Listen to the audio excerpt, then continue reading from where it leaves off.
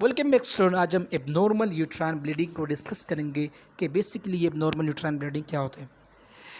Abnormal uterine bleeding में सबसे पहले मीनोरेजिया को डिस्कस करेंगे। मीनोरेजिया जो है जब फीमेल के अंदर मेंस्ट्रुअल साइकिल यानी कि नॉर्मल पीरियड होता है और उस दौरान खून का ज़्यादा बहाव होता है, खून ज़्यादा ज़ाया होता है, इसे हम मीनोरेजिया कहते हैं। और ये ड्यूरेशन 7 दिन से ज़्यादा भी हो सकता है और इसमें कम से कम 80 ml या इससे ज़्यादा रेड ब्लड सेल लॉस हो जाते हैं। इसकी कोशिश की बात करें तो पोटेंशियल कोशिश में यूट्राइन ग्रोथ, जिसे हम यूट्राइन कैंसर या ट्यूमर कहते हैं, कैंसर ऑफ यूट्रस। इसके अलावा hormonal disturbance, hormonal imbalance, pelvic inflammatory disease medication और कोगुलेशन यानी कि खून जमने का जो डिसऑर्डर होता है, ये तमाम तर चीज़ें इसके कॉसेस में शामिल हैं। अगर ये यंग ख़वातीन के अंदर ये प्रोसेस हो रहा होता है मीनोरेजिया का, तो इसका मतलब कि कोई पैलोक इन्फ्लामेटरी डिस्टर्बेंस मौजूद है या इसके साथ साथ हार्मोनल इम्बैलेंस मौजूद है। लेकिन अगर ये वुमेन के अंदर 30 से 40 साल की उम्र के जो ख़वातीन होती है उनके अंदर अगर ये मसला हुआ तो इट्स मीन के इसके पोटेंशियल कॉसेस में यूट्राइन फिब्रोइड्स, जिसे हम लियोमायोमास कहते हैं, एंडोमेट्रियल पोलिप्स, जिसे हम कॉमन कैंसर भी कह सकते हैं, बिनाइन कैंसर भी कहते हैं, ये 30 से 40 साल के एबव ख़वातीन के अंदर होता है। मीनोरेजिया की बात करें तो मीनोरेजिया जो यूट्राइन ब्लीडिंग होता है रेगुलर मेंस्ट्रुअल पीरियड के दौरान, और मीनोपॉज यानी कि जो मीनोपॉज स्टेज होता है जिसे एंड ऑफ फर्टिलिटी कहते हैं, उस दौरान भी ये होता है। और इसके साथ साथ रेगुलर मेंस्ट्रुअल फ्लो के दौरान भी मीनोरेजिया होता है।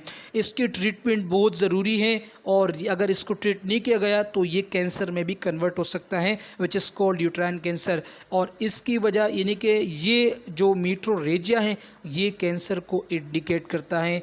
कैंसर चाहे वो बिनाइन ट्यूमर हो और चाहे वो मेलिग्नेंसी हो, यानी कि बिनाइन से मुराद अगर वो कैंसर एक ही जगह पर दाने की शक्ल में हो, और मेलिग्नेंसी से मुराद कि वो कैंसर पूरे बॉडी के अंदर फैल सकता है, दोनों हो सकते हैं। और ये कैंसर यूट्रस का भी हो सकता है, ओवरीज का भी हो सकता है, और इसके साथ साथ अंदर जो फिलोपियन ट्यूब्स है उसका भी हो सकता है। इसके बाद डायग्नोस्टिक टेस्ट की बात करें तो कंप्लीट हेल्थ हिस्ट्री लेनी चाहिए पेशेंट से, सिम्टम्स के हवाले से उसको रिपोर्ट करना चाहिए और उसके ऊपर फोकस करना चाहिए। इसके साथ साथ जो लेंथ होता है पीरियड्स की, जो लेंथ होता है कि कितने लेंथ होता है पीरियड्स का, 2 दिन है, 7 दिन, 8 दिन, 10 दिन, उसको भी जो है इनलिस्ट करना चाहिए। और ब्लीडिंग कितना लॉस हो रहा है उसको भी इनलिस्ट करना चाहिए। इसके साथ साथ मेडिकेशन हिस्ट्री के क्या क्या मेडिकेशन, क्या क्या मेडिसिन इस वुमेन ने लिए हैं ओरल कॉन्ट्रासेप्टिव्स के लिए। इसके साथ साथ पेशेंट की जो ऑब्स्ट्रिकल हिस्ट्री है, सेक्सुअल हिस्ट्री है, इन तमाम तर जो इसके पार्टनर हैं उसको भी यानी कि यहाँ पर इसकी भी एग्जामिनेशन करना बहुत ज़रूरी है। रेगुलर सेक्सुअल एक्टिविटी हो गई, और इसके साथ साथ पास्ट और present STI sexual transmitted infection, यानी कि मुकम्मल हिस्ट्री प्रोवाइड करना, चाहे वो अपने पार्टनर का हो चाहे वो सेल्फ का हो। पेशेंट को खुद भी एग्जामिनेशन करवानी चाहिए गायनेकोलॉजिस्ट को।